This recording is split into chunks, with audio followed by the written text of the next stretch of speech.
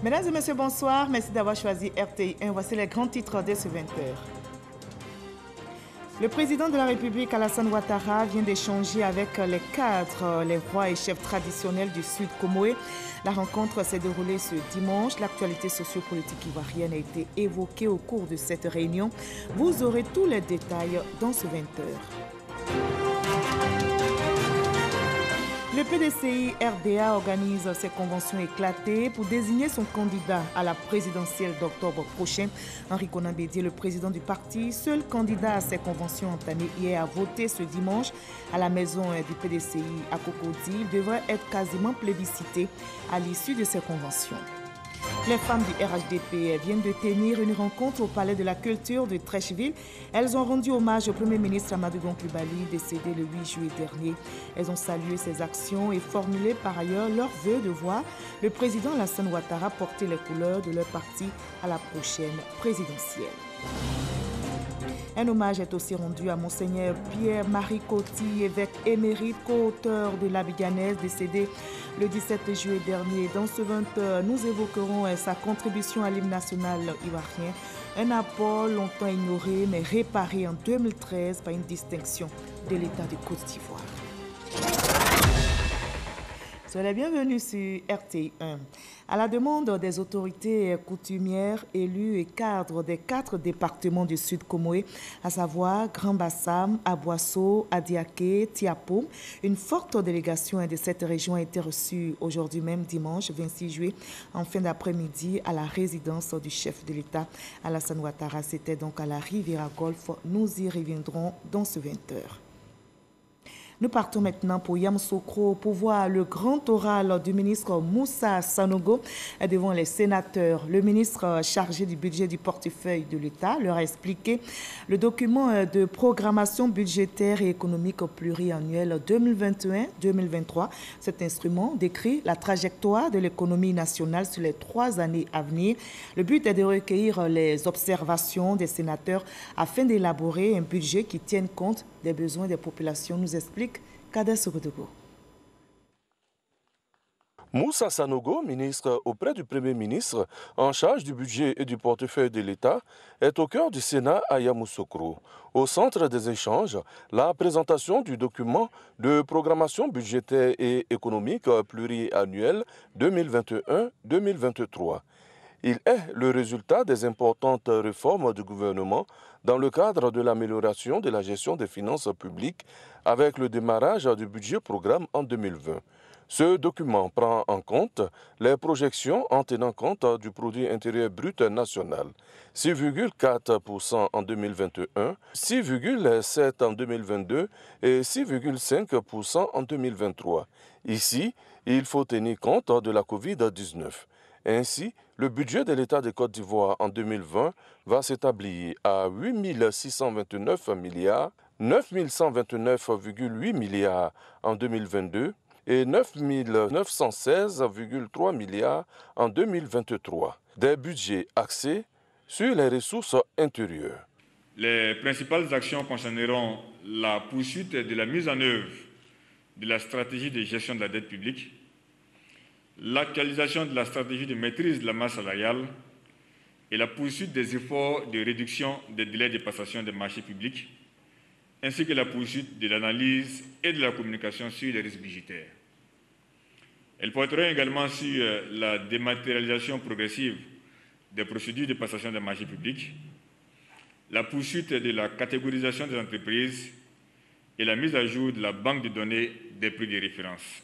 D'un point de vue général, les prévisions financières pour la Côte d'Ivoire présentent de bonnes perspectives malgré la COVID-19. Les finances publiques ivoiriennes restent donc dynamiques. On a quand même nos ressources qui vont continuer de s'accroître et que l'État saura bien l'utiliser, notamment en faisant les investissements qu'il faut, en apportant des ressources complémentaires au personnel, et puis en ayant une gestion bien contenue, bien maîtrisée de la dette. Cette présentation a permis aux sénateurs d'avoir des échanges riches avec Moussa Sanogo, des échanges qui ont du reste duré 3 heures de temps.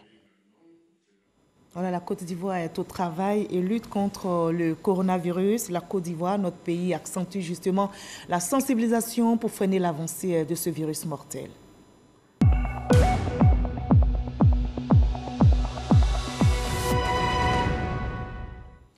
Attention, le coronavirus continue de circuler. Dans notre pays, les chiffres de ce dimanche viennent d'être dévoilés.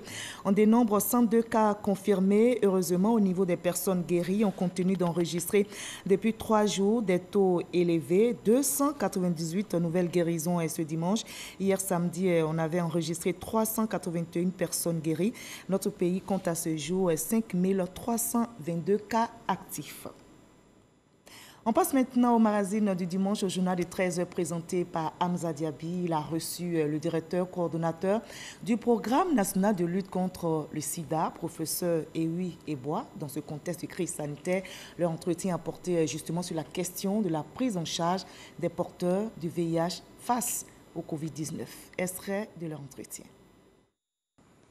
On était à 4,7% en 2014. Il y a 5-6 ans. 6 ans. Et maintenant, nous sommes à 2,33% de prévalence. On a arrondi à 2,4% de prévalence. Donc, pratiquement une baisse de moitié de la prévalence de la maladie dans la population générale. Qu'est-ce que vous faites pour protéger les porteurs de VIH? D'abord, c'est de diffuser les messages de sensibilisation énoncés par le gouvernement. Donc, les mesures barrières qui doivent s'appliquer à tout le monde. Le port de masque, le lavage des mains, la distanciation physique. Tout le monde doit respecter ces mesures-là. Ensuite, c'est réduire le nombre de visites des patients porteurs du VIH à l'hôpital. Pour réduire ces visites-là, nous avons donc adopté la stratégie de dispensation multi-mois de médicaments. Le patient a 3 à 6 mois de médicaments de stock chez lui à la maison. C'est d'ailleurs une recommandation de l'ONU-SIDA. Effectivement. Pour éviter qu'il se déplace chaque fois à venir à l'hôpital, prendre les transports en commun. Donc, c'est une stratégie également pour protéger les patients. Voilà. Et puis, pour éviter les ruptures de traitement, nous avons donc anticipé les commandes de médicaments antirétroviraux dès le mois de février. Avant même que le premier cas soit décrit dans notre pays, nous avons donc pris des dispositions pour ne pas que nous tombions en rupture de médicaments antirétroviraux pour traiter les patients.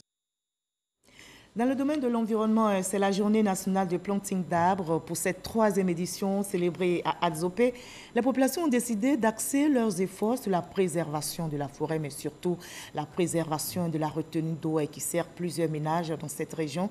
La lutte contre la déforestation est ainsi engagée. Mamadou Kouassi pour le reportage. Cette retenue d'eau sert de source d'approvisionnement pour la station de traitement d'eau de la ville d'Adzopé, et ce depuis des décennies.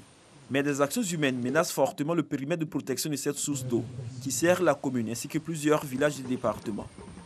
La sauvegarde de sa berge a été au centre de la célébration de la journée nationale de planting d'arbres. Et ce sont des milliers de plants d'arbres qui ont été mis en terre au cours de cette journée, dénommée 5 millions d'arbres en une journée. Au-delà de ce site, c'est que toutes les couches sociales de la région de Lamé se mobilisent pour mettre des terres à la disposition du ministère des Eaux et Forêts, mais également que toutes ces couches-là procèdent à des plantings d'arbres partout où elles se retrouvent. Voilà. Elles peuvent planter dans leur jardin, elles peuvent planter dans leur champ, elles peuvent planter même sur les artères qui passent devant leur domicile. En plus de la contribution des différentes couches, à savoir la chefferie traditionnelle et les forces de défense et de sécurité, la Fondation Nadir Reyes apporte son appui au ministère des Eaux et Forêts pour la réalisation de ce projet. Le préfet de la région de Lamé a exhorté les populations à soutenir les efforts du gouvernement dans la politique de la sauvegarde de la forêt ivoirienne. Il y a des actions à mener, il faut amplifier la sensibilisation. Certaines populations ont pris conscience de la chose, elles s'y mettent, mais je crois que la majorité doit encore être incitée à mettre la main à la pâte.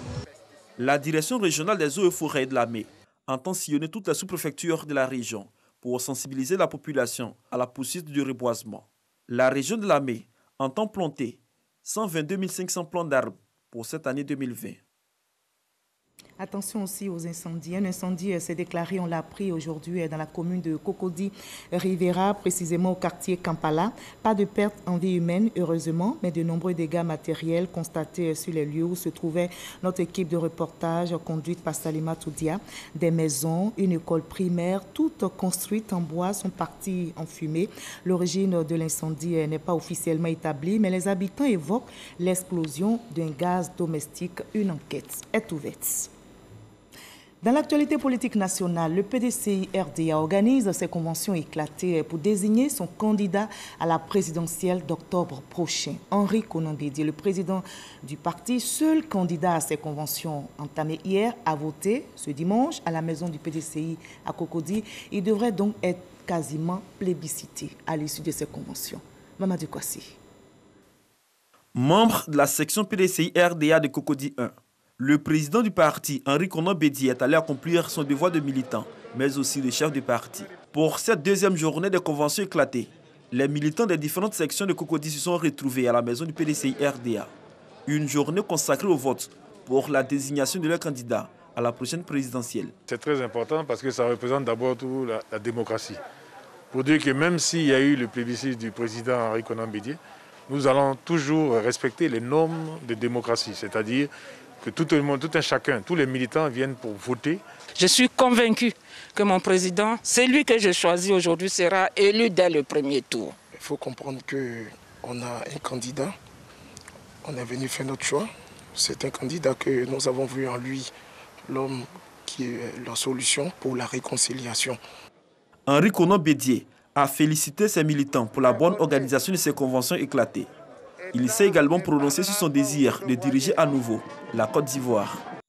Si nous nous présentons, c'est surtout pour les nouvelles générations, les jeunes, pour esquisser avec eux un avenir meilleur.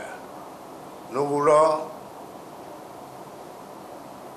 nous préoccuper spécialement de l'école, de la santé, de la sécurité, du bien-être des Ivoiriens. S'agissant de la question portant sur son âge, il dit ceci. Je réunis actuellement toutes mes forces physiques et intellectuelles. Il n'y a pas d'âge au regard de la Constitution. Mon âge est un âge tout à fait légal pour me présenter. Henri Konan Bédié est le seul candidat en lice pour la désignation du représentant du PDCI-RDA à la prochaine élection présidentielle. Et toujours sur le terrain politique, le président Alassane Ouattara serait, au regard du droit et de la Constitution, fondé à se porter candidat à la prochaine élection présidentielle. C'est ce qui ressort en tout cas des propos de Maître Ben Abdoulaye Meïté, avocat de l'État de Côte d'Ivoire. Et c'était lors de la conférence organisée par le réseau des jeunes cadres du Rassemblement des Oufouettistes pour la paix, RJC-RHDP, ce dimanche 26 juillet. Explication détaillée avec notre reporter Jean-Luc Bambo. Maître Ben Meïté Abdoulaye, avocat de l'État de Côte d'Ivoire, a revêtu pour la circonstance la tenue de conférencier face aux membres du réseau des jeunes cadres du Rassemblement des Oufouettistes pour la paix, invités à apporter des éclairages sur l'éligibilité du président Alassane Ouattara à la présidentielle 2020. L'avocat n'est pas passé par 4 chemins. Au cas où le président de la République actuelle, son Excellence Alassane Ouattara, décidait de se porter candidat à l'élection présidentielle, sous réserve de ce que le Conseil constitutionnel aviserait, pour ma part, il est parfaitement éligible.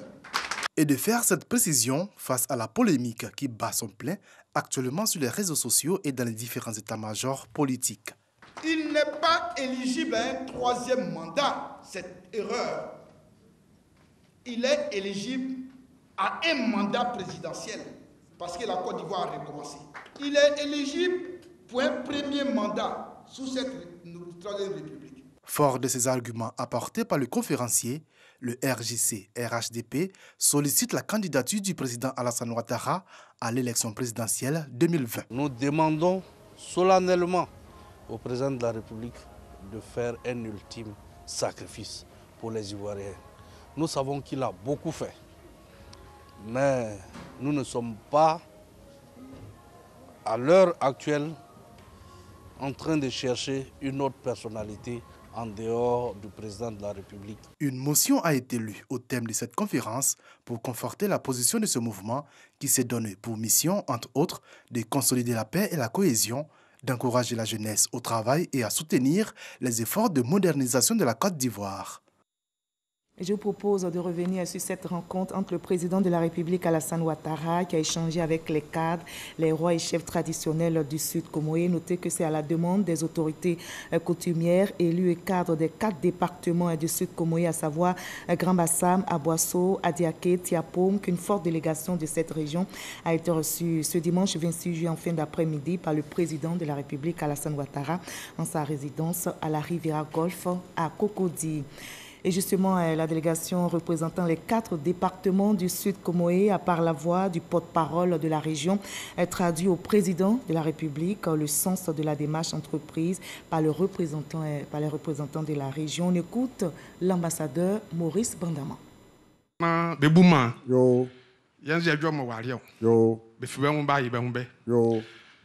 porte-parole de toute la délégation du Sud Comoé me charge de vous dire que le Sud Comoé est ici représenté par les rois, par les chefs de canton, les chefs de province, par les cadres dirigés par le ministre Aka Aoulé, par les élus. Ils sont venus pour vous dire toutes leurs condoléances. Car ils ont appris, et toute la nation d'ailleurs, que votre fils, que vous avez élevé, à qui vous avez voulu transmettre la succession, Dieu vous l'a arraché. Ceux qui pouvaient se rendre à Korogo pour vous soutenir ont pu partir. Mais toute la population de Sukomoué n'a pas pu, en raison de diverses raisons. Et il était donc bon que cet après-midi, cette population vienne vous saluer, vous consoler, vous dire Yako, et prier le bon Dieu pour qu'il vous console et vous réconforte et vous donne la force de continuer de diriger ce pays. Je vous dis encore Yako. Ça, c'est le premier point. Le deuxième point, ils disent que 2 de leurs frères vous ont abandonné en route.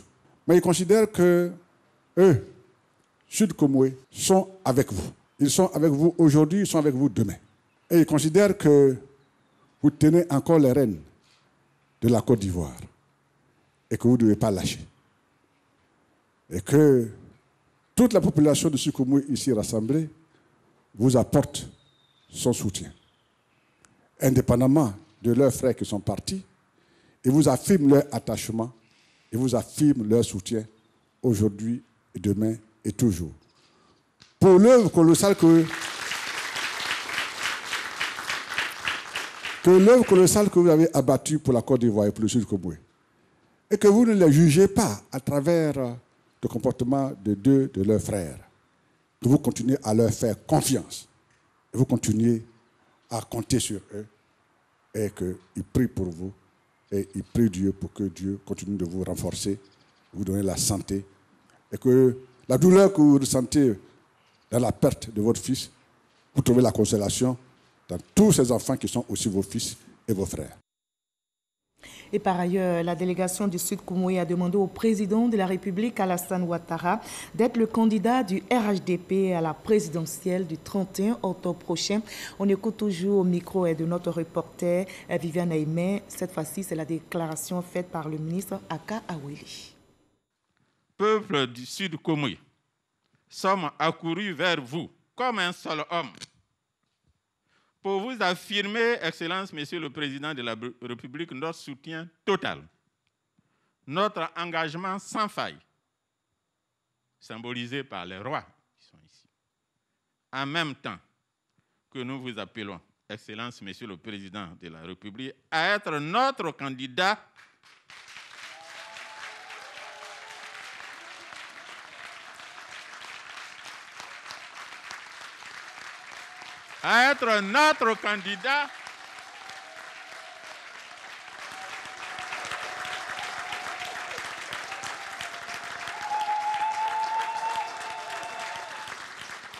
le candidat du Sud Comoé, votre région d'origine, car Assini est là,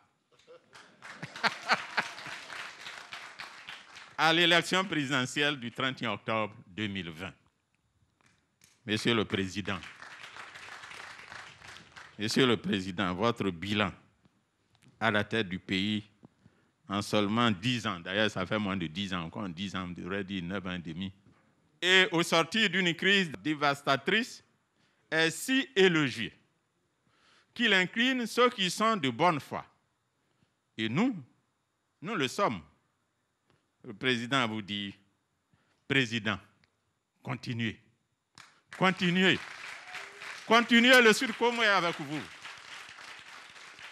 Nous proposons à présent l'adresse du président de la République, Alassane Ouattara, à la délégation du Sud Comoé. Je voudrais donc à mon tour vous présenter toutes mes condoléances et vous dire Yako à nouveau. Je traverse une période de peine immense, donc vous me permettrez de ne pas être long, mais surtout de vous dire toute ma gratitude. Quand mon frère Aka Awele m'a indiqué que vous souhaitiez faire cette démarche, je lui ai dit que nous avions le choix de le faire soit à Sini, soit à Abidjan. Ça veut dire que je suis du Sud Comoé.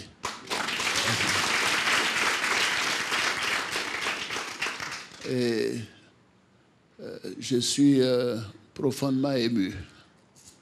Et je n'ai pas vraiment de mots assez forts pour vous exprimer ma reconnaissance. Je voudrais juste vous dire toute ma sincérité. Voyez-vous, si vous regardez ce bâtiment derrière, ce sont mes bureaux qui devaient être terminés pour octobre. Parce que, bien évidemment, le RHDP avait choisi son candidat et je me suis organisé pour réactiver mon institut et pour avoir mes bureaux ici en vue de reprendre une autre activité. Mais l'on dit que l'homme propose, Dieu dispose. Et le décès de mon fils Amadou Gon Coulibaly a été véritablement un choc pour moi. Et je vous remercie du message de soutien que vous venez de me porter. Et je vous demanderai de me laisser quelque temps pour que la période du deuil puisse me permettre de vraiment me concentrer sur les souvenirs et les douleurs que je ressens avec le décès de mon fils Amadou Gon Coulibaly. Mais je veux aussi vous rassurer que moi, je ne peux pas avoir de ressentiment contre qui que ce soit. Je crois que vous me connaissez tous. Je n'ai jamais eu de problème avec qui que ce soit. Et je n'en aurai pas. Je n'en aurai pas avec mes frères dont vous avez parlé. Vous savez, nous sommes sur cette terre pour quelques années, quelques décennies. Je crois qu'on doit tout faire pour vivre ensemble dans l'harmonie et dans la paix. Et c'est ce que je me suis donné comme vision. Et donc, je voudrais rassurer leur majesté qu'il n'y aura pas du tout de problème par rapport à mes frères en question. Ils demeurent mes frères et bien évidemment, dans la vie, chacun choisit son chemin. Mais nous considérons que la Côte d'Ivoire a fait des progrès énormes, comme vous l'avez indiqué, ces 9 dernières années. Évidemment, pour le Sud Comoé, nous avons fait plus que les 50 des précédentes années. Mais cela ne suffit pas parce qu'il y a encore beaucoup à faire.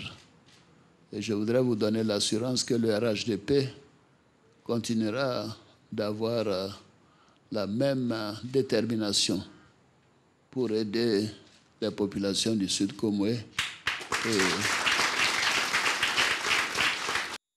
Voilà, je vous convie à une autre rencontre, celle organisée par les femmes du RHDP aujourd'hui au Palais de la Culture de Treichville. Elles ont rendu hommage au Premier ministre Amadou Gon Coulibaly, décédé, je rappelle, le 8 juillet dernier. Elles ont salué ses actions et formulé par ailleurs leur vœu de voir le président Alassane Ouattara porter les couleurs du RHDP à la prochaine présidentielle. Abou Sanogo. Un palais de la culture de Treichville archi-comble. Les militantes du RHDP, le rassemblement des ouvriers Stop la démocratie et la paix, à travers la direction exécutive adjointe en charge des femmes, mobilisées pour rendre hommage au Premier ministre Amadou Gon Coulibaly. Moment d'ambiance pour ces femmes militantes venues des communes du district d'Abidjan et des villes de l'intérieur. Mais aussi, moment de consternation et de grande douleur.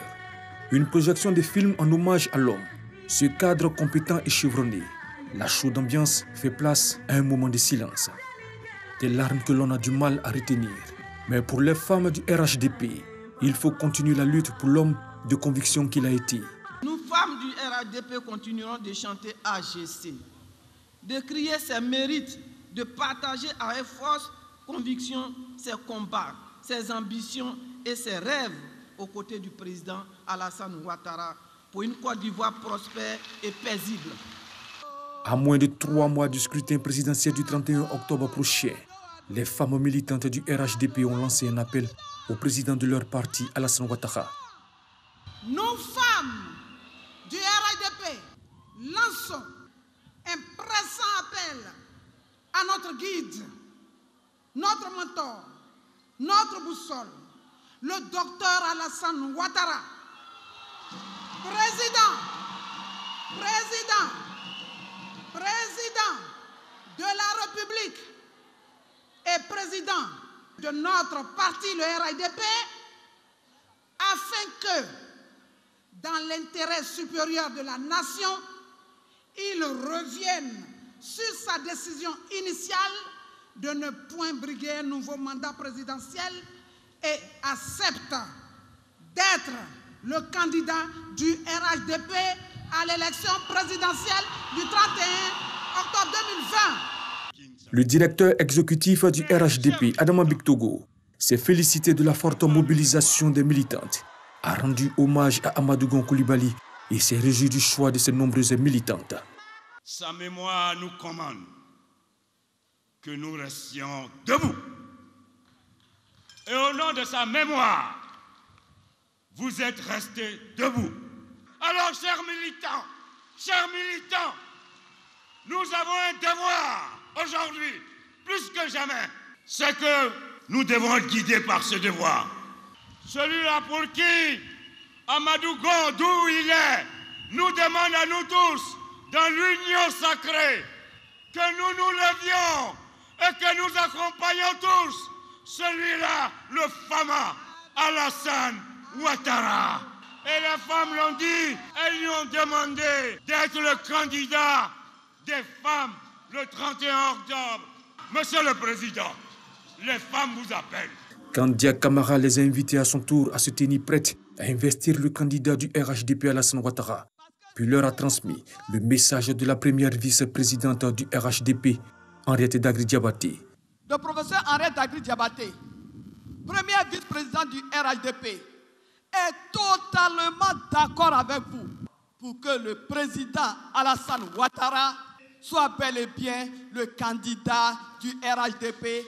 Vous devez faire en sorte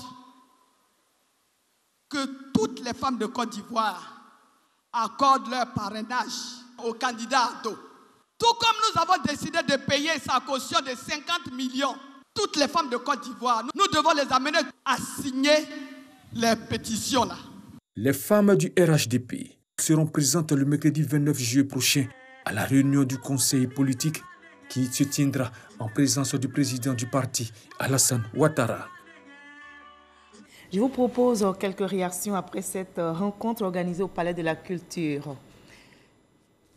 Nous y reviendrons justement dans nos prochains journaux. Nous partons maintenant pour la région du Lodjiboua où la chefferie traditionnelle a sollicité la candidature du président Alassane Ouattara à la présidentielle d'octobre prochain. Cette rencontre s'est tenue ce week-end. Le reportage est signé Léon Brou. À 3 mois de l'élection présidentielle et suite au décès du Premier ministre Amadou Gon Coulibaly, candidat désigné, qui pour valablement succéder au chef de l'État. À sa propre question, la réponse de la chefferie traditionnelle du Lodjiboua est sans équivoque, seul le président Alassane Ouattara. Nous, les chefs de la région Lodjiboua, nous demandons à notre fils Alassane Dramane Ouattara que nous lui demandons de venir poser sa candidature. Nous les soutenons, Lodjiboua le soutient. Pas question de s'inviter à la vie politique ou de dénier au chef de l'État son engagement à passer la main, mais soutient toujours la chefferie du Lodjiboua. Le seul qui vaille est le combat pour la paix, le développement et le bien-être, combat dans lequel le président Alassane Ouattara a déjà montré son habileté. Il a désigné son frère, le Premier ministre. Il faut aller voir à Divo. La région Lodjiboua souffre. La région Lodjiboua n'a pas de route. Il n'a pas de l'eau. Il faut aller voir là-bas. Il a pris notre fils. Les élus qui sont là, et tous, on veut quoi encore? Le président Alassane, on a besoin de lui. Parce qu'il a travaillé.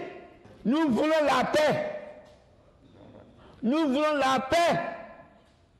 On n'a pas besoin de la guerre. La chefferie traditionnelle du Lodjiboua s'engage même à financer le cautionnement de la candidature du président Alassane Ouattara. Même message dans le Haut-Sassandra qui demande aussi que le président de la République, Alassane Ouattara, soit le candidat du RHDP à la présidentielle prochaine. Ils sont plus de 10 000 sympathisants et militants du Rassemblement des Oufouettistes pour la démocratie et la paix, RHDP, à marcher pacifiquement dans les rues de Daloa. Venus de Zougoubou, Issia, Vavoua et Daloa, ces militants sollicitent la candidature du président de la République, Alassane Ouattara, à la présidentielle d'octobre 2020.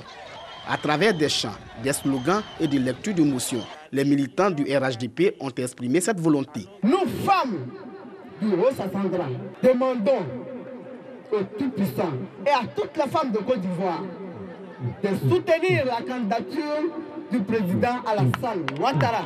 Nous, les jeunes du Haut-Sassandra, nous n'avons pas autre choix. Notre choix, c'est le président Alassane Ouattara. Les responsables locaux du RHDP ont promis de transmettre fidèlement les préoccupations au président du parti. Nous avons compris votre message. Nous allons transmettre vos instructions à qui de droit afin que le bureau exécutif puisse transmettre votre volonté au président de la République. Le ministre Mamadou Touré a invité les militants à se tenir prêts pour le processus du parrainage citoyen. Vous devez matérialiser votre souhait en acceptant de parrainer Alassane Ouattara comme votre candidat à l'élection présidentielle d'octobre 2020. Depuis quelques jours, les régions, le corps constitué, les mouvements et associations de femmes et de jeunes sollicitent la candidature du président de la République. Un mandat pour achever son œuvre de développement de la Côte d'Ivoire lancée depuis 2011. La coordination régionale RHDP du GO s'est aussi réunie hier samedi dans la ville de Gagnoa. Au thème de cette rencontre, une déclaration a été faite portant sur la désignation du président Ouattara comme candidat du RHDP à la présidentielle d'octobre 2020. Le reportage est signé Mamadou Kwasi. Les cadres RHDP originaires de la région du Gao et l'ensemble des militants de ce parti se sont retrouvés dans la ville de Gagnoa. Ensemble, ils rendent hommage au Premier ministre Amadou Gon Coulibaly. Ces populations se souviennent encore des actions de développement menées par feu Amadou Gon Coulibaly pour le compte de la région du Gao. Il a fait beaucoup pour le Gao. Il a été adopté comme fils du Gao. Donc il s'agissait pour nous de rendre un hommage spécial Premier ministre Amadou Gon Coulibaly. Permettez que je ne parle pas de lui au passé parce que pour nous, les populations du Gor, il reste vivant dans notre esprit. Cette journée d'hommage est marquée par des moments de recueillement, de prière et surtout des messages de remobilisation pour la victoire du RHDP au soir du 31 octobre prochain. Une victoire que ces militants du RHDP veulent offrir à la mémoire de Feu Amadou Gon Coulibaly. Et pour y arriver, les militants portaient leur choix sur le président Alassane Ouattara, président du parti, pour la présidentielle de 2020. Les cadres ici réunis, les militants de base, demandent à M. le Président de la République de reconsidérer sa position. Tout le monde est unanime que c'est un homme de parole. Mais cette fois-ci, la situation est grave. Nous lui demandons de faire violence sur lui-même et d'accepter la proposition de la population. Le coordonnateur régional du RHDP du Gor, Joachim Bagnon-Diégué, a également demandé aux militants de rester mobilisés afin d'assurer la victoire du RHDP à la prochaine présidentielle. Un message que tous les différents délégués se sont engagés à transmettre à l'ensemble des populations de cette région. La Côte d'Ivoire qui milite pour la paix rend hommage à Monseigneur Pierre-Marie Coty, évêque émérite, co-auteur de la Biganaise décédé le 17 juillet dernier. Nous évoquons donc sa contribution à l'hymne national, un apport longtemps ignoré mais réparé en 2013 par une distinction de l'État de Côte d'Ivoire. Le reportage de Franck Quadio dans nos prochains journaux.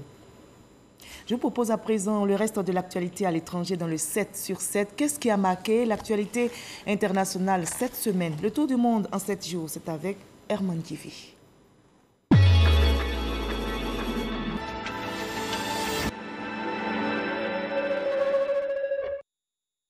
L'Organisation mondiale de la santé OMS s'est déclarée préoccupée lundi dernier par l'accélération de l'épidémie de Covid-19 sur le continent africain. Inquiétude manifestée par Michael Ryan, directeur des situations d'urgence sanitaire à l'OMS, en conférence de presse à Genève. Près de 200 personnes ont péri dans les inondations et glissements de terrain provoqués par la mousson au Bangladesh, au Népal et en Inde, ont annoncé les autorités de ces pays d'Asie du Sud, mettant en garde contre la montée des eaux des fleuves dans les prochains jours. Au Bangladesh, au moins 67 personnes ont péri et 2,6 millions de personnes ont été affectées au cours des 2 dernières semaines par les inondations causées par les cours d'eau en crue, ont indiqué les autorités. Le Brésil est devenu le premier pays à lancer les tests de phase 3 du vaccin chinois à Coronavac contre le coronavirus. Une femme médecin de 27 ans a été la première de 9000 volontaires parmi les personnels de santé qui vont recevoir au cours des 3 prochains mois des injections du vaccin dans le cadre de la phase 3, la dernière des essais cliniques avant l'homologation. Ces tests sont menés par l'Institut public de référence Butantan qui doit en produire 120 millions de doses au début de 2021 si les résultats sont concluants. La Chine a lancé jeudi dernier une sonde qui va parcourir un long voyage jusqu'à la planète rouge en pleine rivalité diplomatique et technologique avec les États-Unis. La sonde n'arrivera pas avant 2021. Elle devra d'abord effectuer en quelques 7 mois le long trajet Terre-Mars. Ambitieuse, la Chine espère faire lors de cette première tentative indépendante presque tout ce que les États-Unis ont réalisé en plusieurs missions martiennes depuis les années 1960. Le Premier ministre français Jean Castex a annoncé vendredi des tests obligatoires au plus tard le 1er août pour les voyageurs arrivant en France en provenance de 16 pays où le nouveau coronavirus circule fortement, parmi lesquels les États-Unis et l'Algérie, et une généralisation des tests à leur arrivée aux aéroports. Jean Castex, le Premier ministre français en déplacement à l'aéroport parisien de Roissy, a indiqué que pour ces pays, les voyageurs devront disposer d'un test attestant qu'ils ne sont pas porteurs du virus. Le Premier ministre somalien Hassan Ali Khayr a été démis de ses fonctions samedi dernier, victime d'un vote de défiance des députés aussitôt entériné par la présidence. Hassan Ali Khayr, âgé de 52 ans, avait été nommé Premier ministre fin février 2017 par le président Mohamed Abdullahi Mohamed. 170 des 178 députés ont voté en faveur du vote de défiance contre le gouvernement, a annoncé le président de l'Assemblée, Mohamed Moursal. Pyongyang affirmait jusqu'alors n'avoir recensé aucun cas de la pandémie à coronavirus. Le premier cas vient lui d'être détecté. Âgé de 24 ans, la personne suspectée de porter le virus aurait regagné la Corée du Nord à la nage après avoir été mis en cause en Corée du Sud dans une enquête pour viol, selon des médias et des transfuges nord-coréens.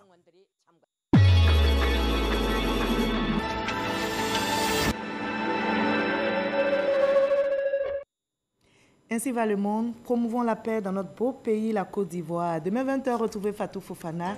Prenez soin de vous.